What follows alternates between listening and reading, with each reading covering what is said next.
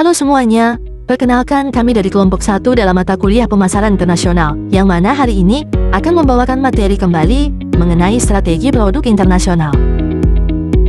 Anggota kelompok 1 terdiri dari Khalid Ulfi Ulinoha dengan NIM 20231-12014. Novia Paramita Putri dengan NIM 20231112015. Tri Yuliani Wiyoto dengan NIM 20231-12017. Pada kesempatan ini, kami akan membahas 8 materi utama yang berkaitan dengan strategi produk dalam pemasaran internasional. Materi pertama, pengembangan produk global. Materi kedua, adaptasi dan standarisasi produk. Materi ketiga, manajemen siklus hidup produk internasional. Materi keempat, permasalahan dalam pengembangan produk global. Selanjutnya, materi kelima, permasalahan dalam strategi adaptasi dan standarisasi. Materi keenam, permasalahan dalam manajemen siklus hidup produk internasional. Materi ketujuh, risiko strategi produk internasional secara keseluruhan. Dan materi kedelapan, kesimpulan dan saran. Semoga pemaparan ini dapat memberikan pemahaman yang komprehensif mengenai strategi produk di pasar internasional. Mari kita masuk ke dalam pembahasan pertama. Materi pertama yang akan kami bahas adalah pengembangan produk global. Pertama, mengenai konsep dan definisi. Menurut Ki, Kinggun dan Green, produk global adalah produk yang mampu memenuhi kebutuhan dan keinginan pasar global dengan adaptasi yang minimal. Definisi ini menekankan bahwa produk global idealnya dapat memenuhi kebutuhan konsumen di berbagai negara tanpa memerlukan banyak penyesuaian. Sementara itu, Ateora dan Graham menjelaskan bahwa pengembangan produk global harus mempertimbangkan lingkungan eksternal yang berbeda secara signifikan antar negara. Sejalan dengan hal tersebut, Hollensen menegaskan bahwa pengembangan produk global harus berbasis pada pengambilan keputusan strategis yang mempertimbangkan keseimbangan antara integrasi global dan responsivitas lokal. Kedua, mengenai analisis lingkungan dalam pengembangan produk global. Terdapat beberapa faktor yang mempengaruhi analisis lingkungan tersebut, yaitu budaya yang mencakup nilai, norma, kebiasaan, dan pola perilaku, kondisi ekonomi, regulasi di setiap negara, serta perkembangan teknologi. Ketiga, mengenai proses pengembangan produk global. Proses ini terdiri dari beberapa tahapan, yaitu identifikasi peluang pasar, pengembangan ide produk, perusahaan memasuki tahap pengembangan dan pengujian produk, hingga komersialisasi. Materi selanjutnya adalah adaptasi dan standarisasi produk. Standarisasi produk adalah strategi di mana perusahaan menggunakan produk yang sama di berbagai negara dengan sedikit atau tanpa perubahan. Sedangkan adaptasi produk merupakan strategi di mana perusahaan melakukan penyesuaian terhadap produk agar sesuai dengan kondisi pasar lokal. Menurut Schillaci, globalization memungkinkan perusahaan untuk mempertahankan efisiensi global sekaligus merespons kebutuhan pasar lokal. Artinya, perusahaan tetap mempertahankan elemen inti produk secara global, tetapi melakukan penyesuaian pada aspek tertentu agar sesuai dengan pasar lokal. Faktor-faktor yang mempengaruhi keputusan adaptasi dan standarisasi, yaitu faktor pertama adalah budaya, di mana perbedaan budaya mempengaruhi cara konsumen memandang dan menggunakan produk. Faktor kedua adalah ekonomi, yaitu tingkat pendapatan dan daya beli masyarakat yang menentukan jenis produk yang sesuai untuk pasar. Faktor ketiga adalah regulasi setiap negara, karena setiap negara memiliki aturan yang berbeda terkait standar produk, keamanan, dan pelabelan. Dan faktor keempat adalah tingkat persaingan pasar. Materi ketiga adalah manajemen siklus hidup produk internasional. Siklus hidup produk merupakan konsep yang menggambarkan tahapan yang dilalui oleh suatu produk sejak diperkenalkan ke pasar hingga mengalami penurunan.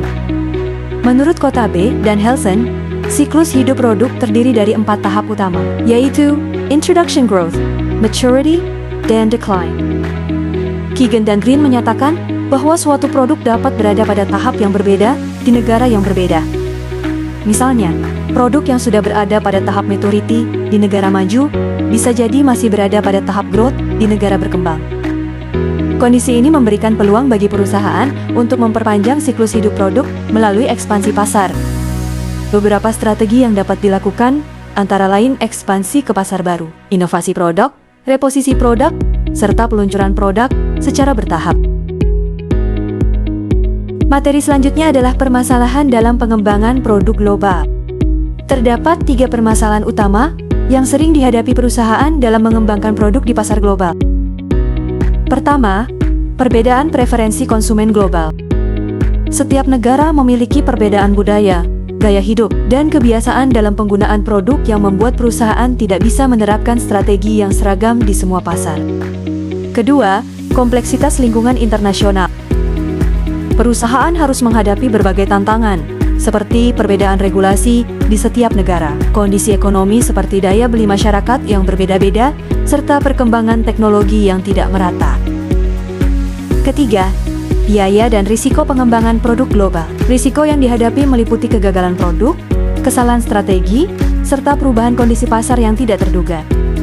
Apabila tidak dikelola dengan baik, hal ini dapat berdampak pada kerugian finansial dan reputasi perusahaan. Lalu yang berikutnya adalah permasalahan dalam strategi adaptasi dan standarisasi. Terdapat 3 permasalahan utama dalam strategi ini.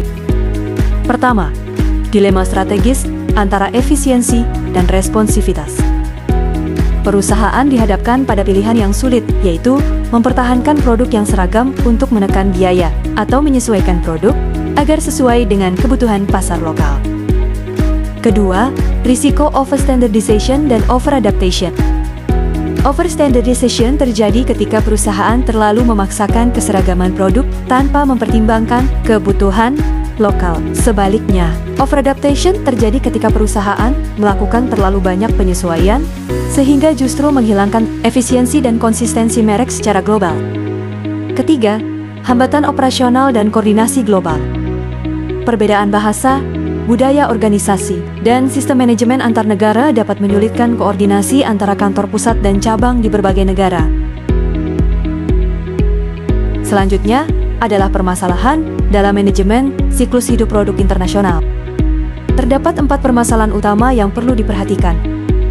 Pertama, perbedaan tahap siklus hidup antar negara. Produk tidak selalu berada pada tahap yang sama di setiap negara, sehingga perusahaan harus mengelola strategi yang berbeda secara simultan di berbagai pasar. Kedua, tekanan inovasi dan perubahan teknologi. Perubahan teknologi yang cepat menjadi tantangan besar dalam manajemen siklus hidup produk. Produk yang tidak mampu mengikuti perkembangan teknologi akan dengan cepat kehilangan daya saing. Ketiga, persaingan global dan lokal. Perusahaan global tidak hanya bersaing dengan kompetitor internasional, tetapi juga dengan pemain lokal yang memiliki pemahaman lebih baik terhadap pasar domestik.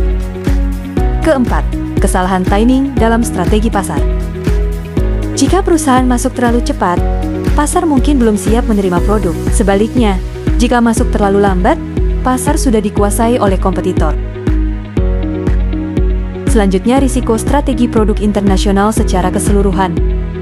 Dalam menjalankan strategi produk internasional, perusahaan menghadapi berbagai risiko, seperti risiko budaya, ekonomi, dan politik. Menurut Kotabe dan Helton, perusahaan harus memiliki sistem manajemen risiko yang baik untuk menghadapi ketidakpastian dalam pasar global. Salah satu contoh nyata adalah tantangan global supply chain yang dialami oleh Unilever. Gangguan rantai pasok akibat pandemi, logistik, dan konflik geopolitik menyebabkan peningkatan biaya produksi dan distribusi, yang pada akhirnya berdampak pada harga produk dan kepuasan konsumen. Hal ini membuktikan bahwa strategi produk internasional tidak hanya dipengaruhi oleh faktor pasar, tetapi juga oleh kondisi global yang lebih luas. Sebagai kesimpulan, keberhasilan strategi produk internasional tidak hanya bergantung pada kualitas produk itu sendiri, tetapi juga pada kemampuan perusahaan dalam memahami perbedaan pasar, mengelola risiko global, serta beradaptasi terhadap perubahan lingkungan bisnis yang dinamis. Perusahaan yang mampu mengintegrasikan strategi global dengan pemahaman lokal secara efektif akan memiliki keunggulan kompetitif yang berkelanjutan di pasar internasional. Adapun saran bagi perusahaan antara lain melakukan riset pasar internasional secara lebih mendalam dan berkelanjutan, menerapkan strategi yang fleksibel dalam menentukan tingkat adaptasi dan standarisasi produk, melakukan inovasi produk untuk menghadapi perubahan teknologi dan persaingan global yang semakin ketat, meningkatkan kemampuan dalam manajemen risiko global, serta memperkuat koordinasi antara kantor pusat dan cabang internasional. Demikian pemaparan materi kami, yaitu strategi produk internasional. Semoga materi yang telah kami sampaikan dapat bermanfaat bagi kita semua, khususnya dalam memahami strategi produk di pasar internasional. Akhir kata, terima kasih atas perhatian dan kesempatan yang telah diberikan kepada kami.